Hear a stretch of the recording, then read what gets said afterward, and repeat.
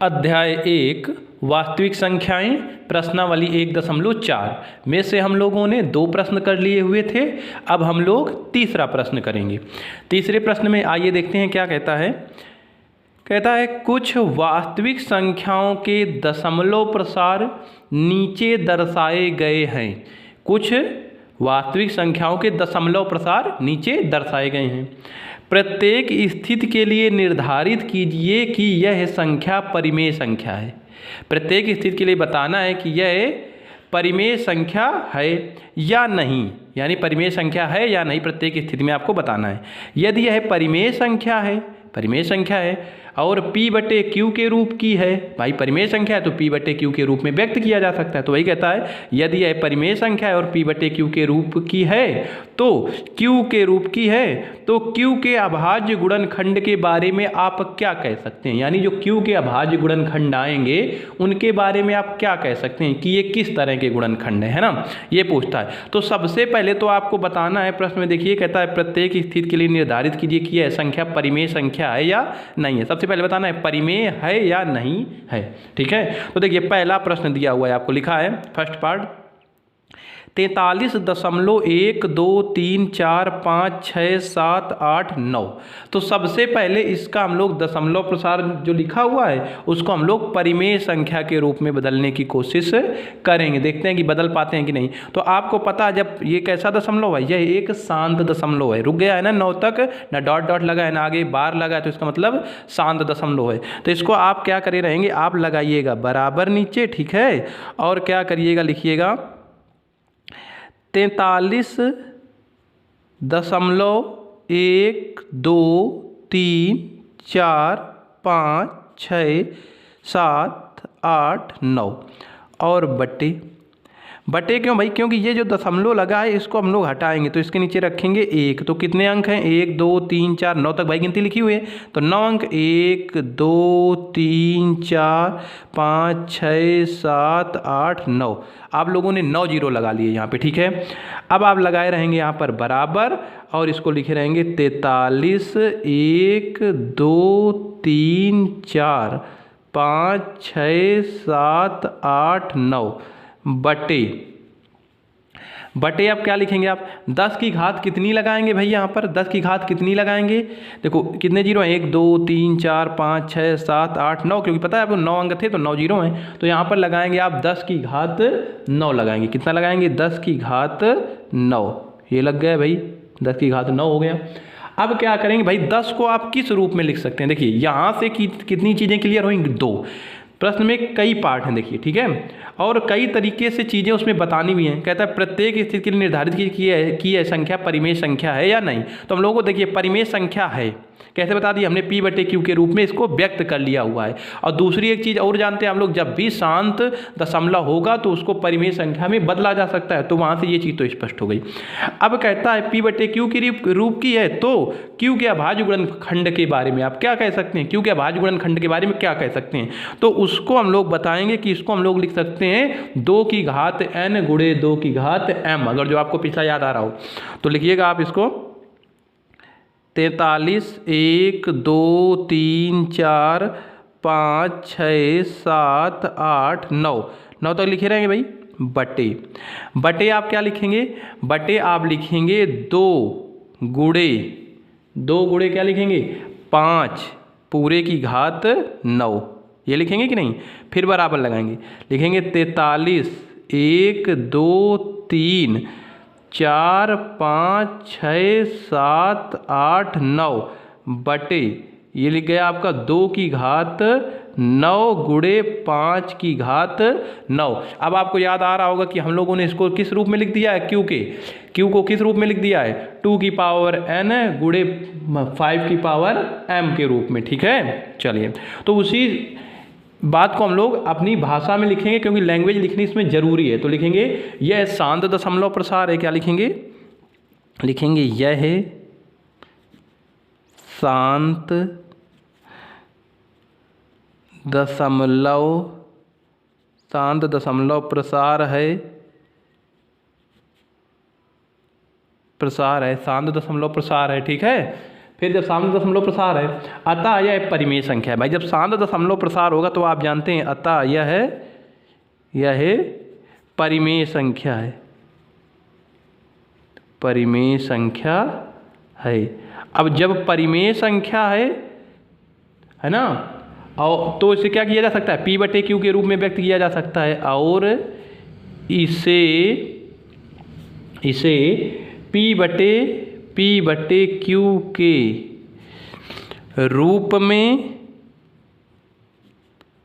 रूप में व्यक्त किया जा सकता है, व्यक्त किया जा सकता है, व्यक्त किया जा सकता है। ठीक है भाई, व्यक्त किया जा सकता है।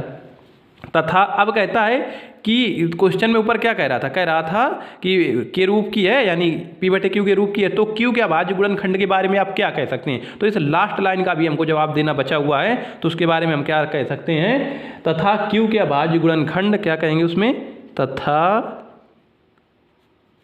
Q के अभाज्य गुणनखंड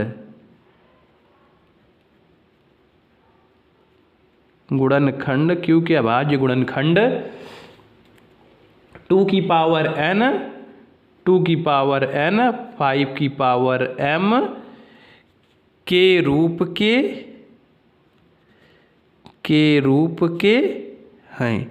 तो हम लोगों ने इसके सभी जितनी तरह से इसने प्रश्न पूछा था सभी तरह से जवाब दे दिया कि यह शांत दशमलव प्रसार रहता है, परिमेय संख्या है, और परिमेय संख्या है तो इसे P/Q के रूप में व्यक्त किया जा सकता है। लास्ट में पूछ रहा था कि Q के बारे में आप क्या कह सकते हैं, तो हमने कह दिया तथा Q के अभाज्य गुणनखंड 2 की पावर n और 5 की पावर m के रूप की हैं, ये कह सकते हैं। अब इससे स्पष्ट क्या होगा, अगर जो दशमलव प्रसार आपको दिया है तो आप जान गए कि ये शांत है। अगर जो नहीं दिया होता मान लीजिए, तो आपको ये जो Q के गुणनखंड है 2 की पावर n 5 की पावर m, यहाँ से स्पष्ट हो जाता कि अतः दशमलव प्रसार शांत है। और जो लिखना चाहें तो लिख सकते हैं आप अतः दशमलव प्रसार शांत है, लेकिन वो तो ऊपर से दिख ही रहा है कि दशमलव प्रसार शांत है, देखने से ही पता चल रहा है कि नहीं। चलिए अब सेकेंड पार्ट में क्या दिया हुआ है, देखिएगा क्या दिया हुआ है, लिखा है आपका 0.12 फिर 0 फिर 1 2 1 0 0 0 यानी 3 0 फिर 1 2 फिर 0 0 0 0 4 0 डॉट डॉट, यानी 1 2 के बाद 5 0 आ जाएगा, फिर 1 2 के बाद 6 0 आ जाएगी, इस तरीके से बढ़ती चली जाएगी।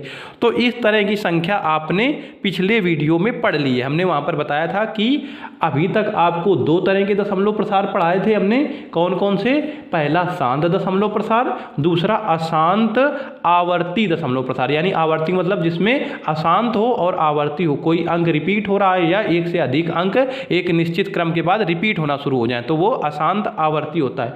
अब हमने एक आपको पढ़ाया था अशांत अनावर्ती, पिछले वीडियो के लास्ट में पढ़ाया था अशांत अनावर्ती दशमलव। तो अशांत अनावर्ती क्या हो रहा था, हमने बताया था जिसमें दशमलव प्रसार अशांत हो, जैसे क्या है 0.01 फिर 0.01 फिर 0.001 फिर 0.0001, इस तरीके से अशांत है कि नहीं, है अशांत हो और अनावर्ती हो, यानी कोई भी अंक ऐसा ना दिखे आपको कि वो रिपीट हो रहा है। भाई यहाँ पर पहले एक बार 0 आया, फिर 2 0 आए, फिर 3 0 आए, फिर 4 0 आए, है ना, तो कोई निश्चित अंक निश्चित क्रम बाद रिपीट नहीं हो रहा। तो इस तरीके का दशमलव हमने बताया था आपको अशांत अनावर्ती दशमलव होता है।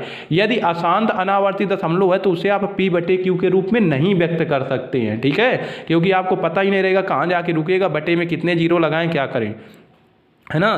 तो कोई भी अगर जो अशांत अनावर्ती दशमलव आपको दिख रहा है तो उसको जब आप परिमेय संख्या में बदलने की कोशिश करेंगे तो P/Q के रूप में नहीं बदला जा सकता। तो उसी बात को हम लोग लिख देंगे, इसमें क्या लिखेंगे, क्योंकि यह अशांत अनावर्ती दशमलव संख्या है ना, क्योंकि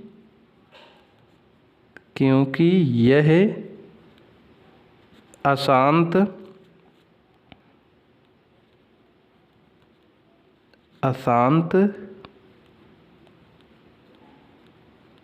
अनावर्ती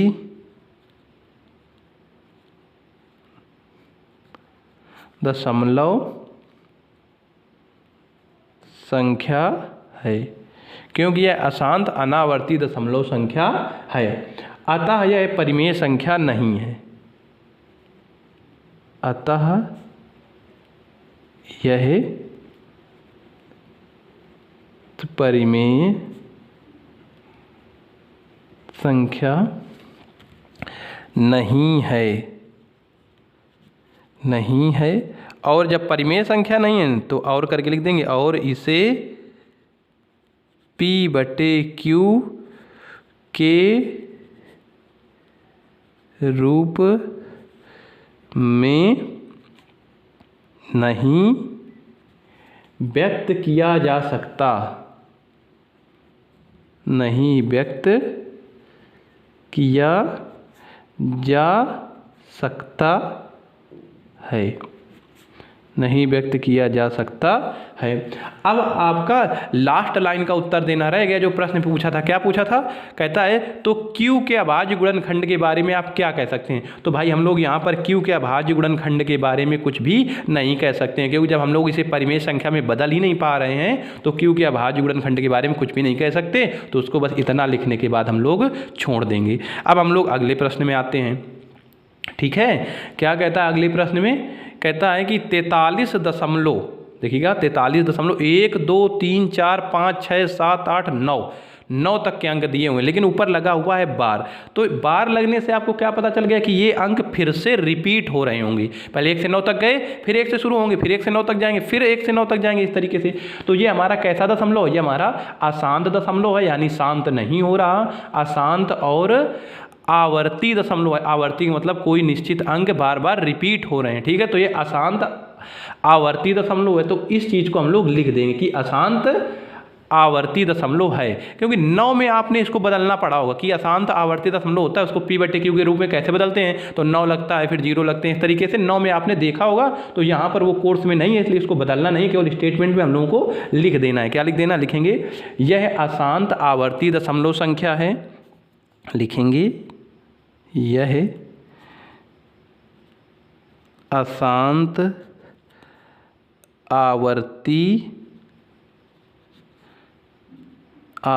दशमलव संख्या है, यह अशांत आवर्ती दशमलव संख्या है, अतः यह एक परिमेय संख्या है ना? अतः यह एक परिमेय संख्या है।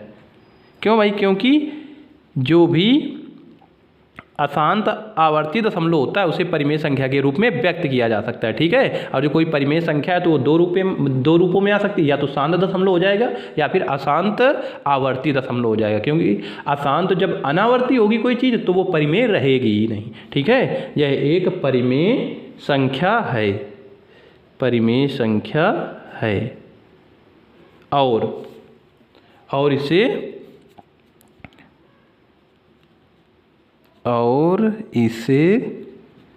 P/Q के रूप में व्यक्त किया जा सकता है। ठीक है, ये उत्तर हो गया आपका, किया जा सकता है। लेकिन अभी यहाँ से बात पूरी नहीं हुई। वो कह रहा था Q के बारे में आप क्या कह सकते हैं ना? तो Q के बारे में अब यहाँ पर कुछ कह सकते हैं। आप क्या कह सकते हैं? परंतु Q जो होगा तो Q के अभाज्य गुणनखंड, Q के अभाज्य गुणनखंड किस रूप के नहीं होंगे? किस रूप के नहीं होंगे भाई? 2 की पावर n और 5 की पावर m के रूप के नहीं होंगे, के रूप के नहीं होंगे। शुरू में आप इस एक्सरसाइज शुरू करने से पहले, प्रश्नावली शुरू करने से पहले हम लोगों ने खूब सारी बात की हुई थी अशांत आवर्ती दशमलव के बारे में और शांत दशमलव के बारे में। तो वहाँ पर आया था निकल के कि अगर जो आप किसी परिमेय संख्या का जो Q दिया हुआ है उसको 2 की पावर n और 5 की पावर m के रूप में नहीं व्यक्त कर पा रहे हैं, इसके अलावा और भी चीज़ कुछ गुणे में आ रही है नीचे हर में, तो वो हमारा अशांत आवर्ती दशमलव होगा। अगर जो 2 की पावर n और 5 की पावर m के रूप का ही बन रहा रहा है तो हमारा शांत दशमलव होगा। और आप अशांत अनावर्ती दशमलव पढ़ने के लिए इसके पीछे वाली वीडियो में लास्ट में देख सकते हैं, उसमें लास्ट में थोड़ा सा बताया गया हुआ था, करीब 5 मिनट।